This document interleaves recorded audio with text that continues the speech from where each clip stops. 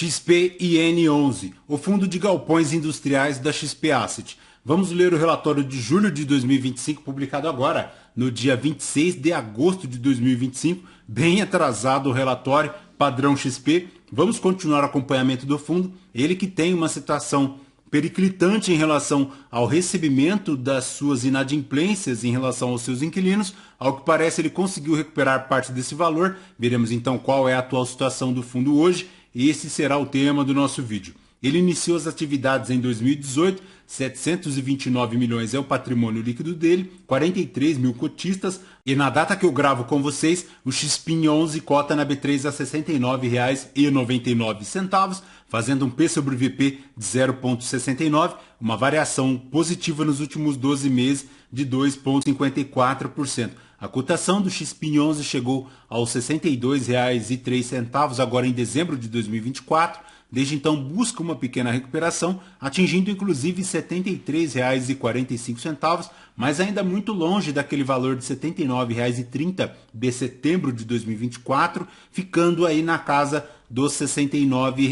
A última distribuição do fundo foi paga agora, no dia 14 de agosto de 2025, 74 centavos por cota, fazendo um yield mensal de 1,08, anual de 12,52%. Investindo R$ 1.000 a 2 anos em XPIN11, o cotista teria hoje R$ 1.051,40, já considerando o reinvestimento dos dividendos. A rentabilidade aqui do XPIN11 não consegue superar a linha do CDI, também não supera a linha do IPCA e não supera a linha do IFIX, retornando no período apenas 5,14%, enquanto o CDI retornou 24,21%, o IPCA 9,71% e o IFIX 8,20%, então ponto de atenção na rentabilidade do XPIN11. Mas, voltando aqui para o relatório, a gestão comenta que a distribuição de 74 centavos por cota foi comunicada no dia 7 de agosto e paga no dia 14. O saldo de resultado acumulado e não distribuído do fundo no fechamento do mês é de 85 centavos por cota, ponto positivo. A movimentação de locatários foi celebrada a contratação de locação junto à GTEC de 1.900 metros quadrados da BL lá do Jundiaí 1, o qual vigorará por 60 meses contado do dia 1º de agosto. E com isso a taxa de vacância do fundo foi reduzida para 3,8%, ponto positivo. Com relação à inadimplência que comentamos inclusive no vídeo passado, após diversos esforços da gestora, se evidenciou uma redução substancial de sua incidência sobre a receita de locação.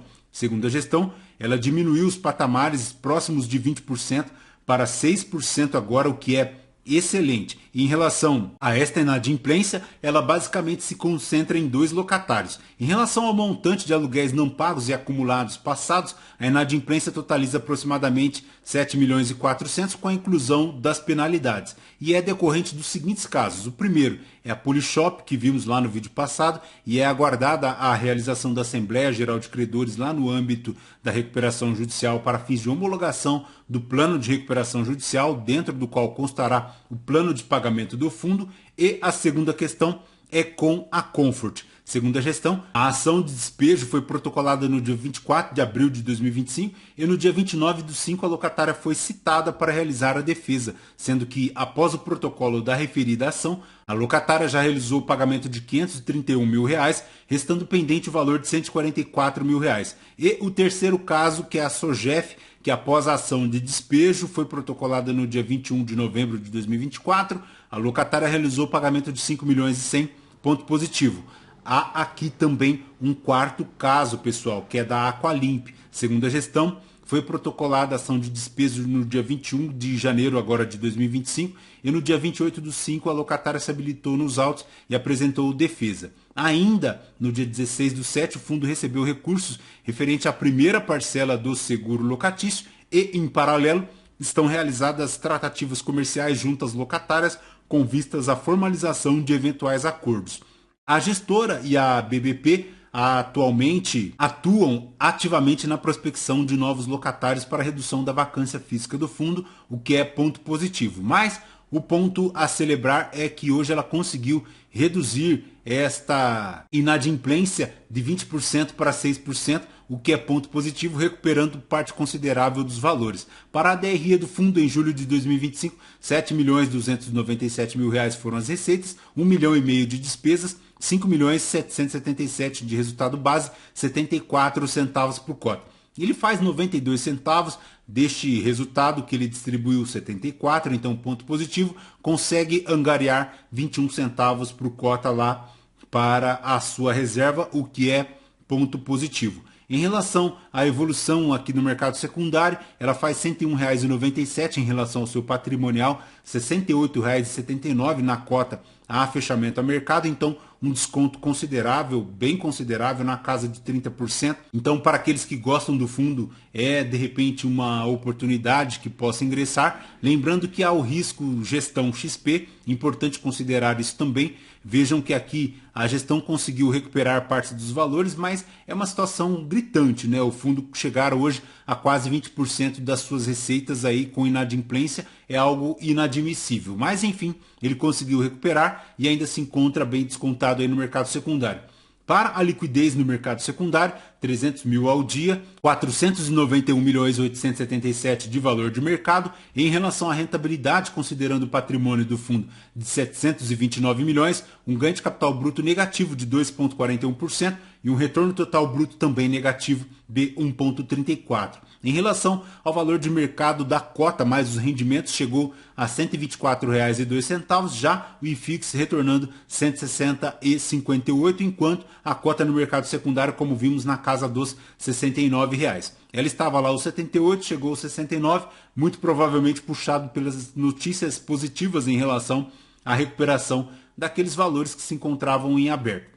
97% em imóveis, ele tem aqui também 0,5% em cotas de fundos imobiliários, 2,2% de aplicações financeiras, 92,6% dos contratos típicos, 7,4% dos contratos atípicos. Em relação aos locatários, ele tem hoje a Centauro como seu maior inquilino, 18%, seguido da Sogef, tem a Natural One, tem a Brasilata, tem a Smart, a Aqui Sabor, tem a Aqualimpia, enfim, bem diversificado em relação aos seus inquilinos. Já em relação ao setor de atuação dos locatários, a maior exposição, 18%, é o comércio varejista, seguido de alimentos, tecnologia e automotivo. Em relação à correção dos contratos, 63% ficam para IPCA, 37% para o GPM, 11% de atualização em relação aos seus contratos agora para setembro de 2025, formando 11% da receita imobiliária. Em relação ao vencimento dos contratos, zerado agora em 2025, 5,6 anos, 61% das revisões até 2025. E em relação à evolução da vacância física do fundo, segue na casa de 5,6%.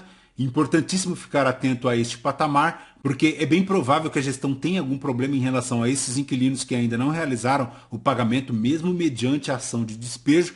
Ponto de atenção: a composição física consolidada do fundo, 15% de área construída fica para a Centauro, mas tem a Brasilata, a Natural One e a Sogef e a Aqui Sabor. Como verificamos aqui, são diversos imóveis espalhados pelo Brasil, 87 módulos anexados performados, 31 inquilinos no seu portfólio, uma BL total de 267 mil metros quadrados, a vacância física na casa de 5,6% e a inadimplência hoje na casa de 6%.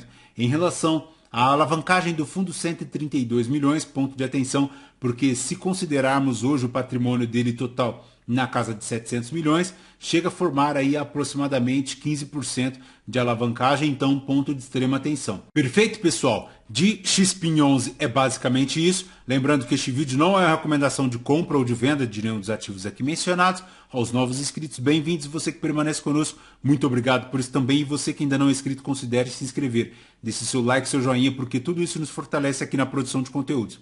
Perfeito? Voltamos então com vocês no próximo vídeo. Fraterno abraço a todos. Até mais.